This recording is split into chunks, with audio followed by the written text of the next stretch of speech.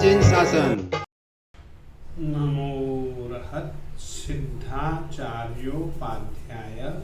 सर्व साधुभ्य नमो नमो जिन शासनस्य श्रीमदात्म वल्लभ समुद्रेन्द्र दिन्न रत्नाकर सूर्य गुरुभ्यो नमो नमः। भाग्यशाली प्यारे विद्यार्थियों, श्रमण भगवान महावीर स्वामी जी ने शुद्धि की प्रक्रिया बतलाई है। देह शुद्धि के लिए जैसे नियम होते हैं, वैसे ही आत्म शुद्धि के लिए भी नियम होते हैं, व्यवस्था होते हैं। आत्म शुद्धि की प्रक्रिया में किए हुए पापों से छुटकारे मुक्ति की प्रक्रिया में प्रमुख प्रक्रिया है आलोचना। आलोचना शब्द का अर्थ है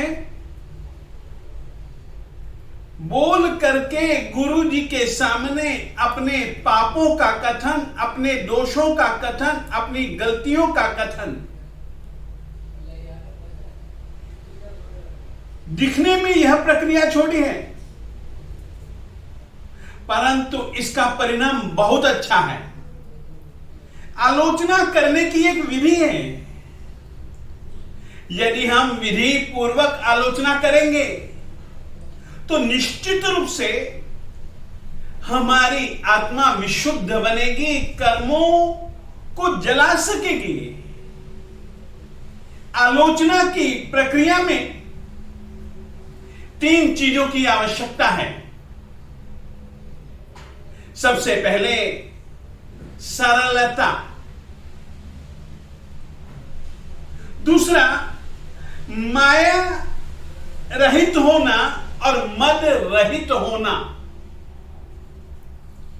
इसके लिए परमात्मा ने एक उदाहरण दिया है, जह बालो जंपंतो। कभी भी किसी भी छोटे से बालक को तुम देखो, ठीक है, हर एक अवस्था के साथ में गुण और अवगुण दोनों चीजें जुड़ी हुई हैं, परंतु बचपन के साथ में गुण अधिक जुड़े हुए हैं।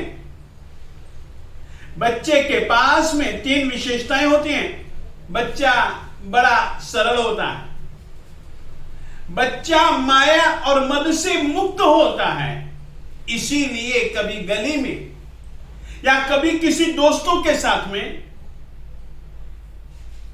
कार्य अकार्य दोनों कर लेता है।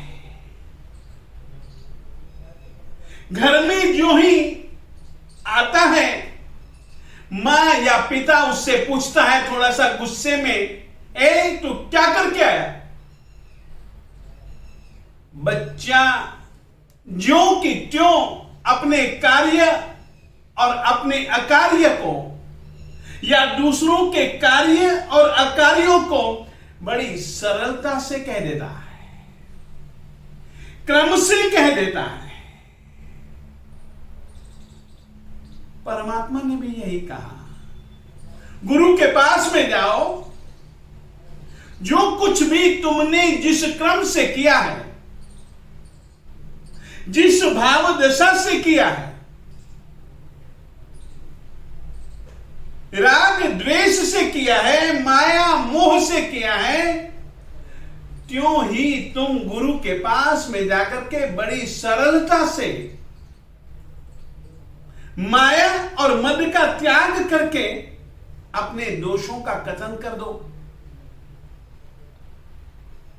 यदि तुम अपने दोषों का कथन कर दोगे तो उसका परिणाम तुम्हारी आत्मा के लिए बहुत बहुत बहुत अच्छा होगा। इसीलिए परमात्मा ने साधकों के लिए, साधु साध्वी श्रावक श्राविकाओं के लिए प्रतिक्रमण की क्रिया रखी। और याद रखिए, प्रतिक्रमण भी एक प्रकार का प्रायश्चित्त है, आलोचना है। अतः आप लोगों से कहना चाहता हूं, आलोचना और गुरु जी मेरे साहब आपके अपराध को सुनकर के जो कुछ भी दंड स्वरूप, शुद्धि स्वरूप जो कुछ भी प्रायश्चित्त दें, ये दोनों चीजें अपना करके अपन लोग अपनी आत्मा को शुद्ध विशुद्ध बना सकते हैं। इतना ही।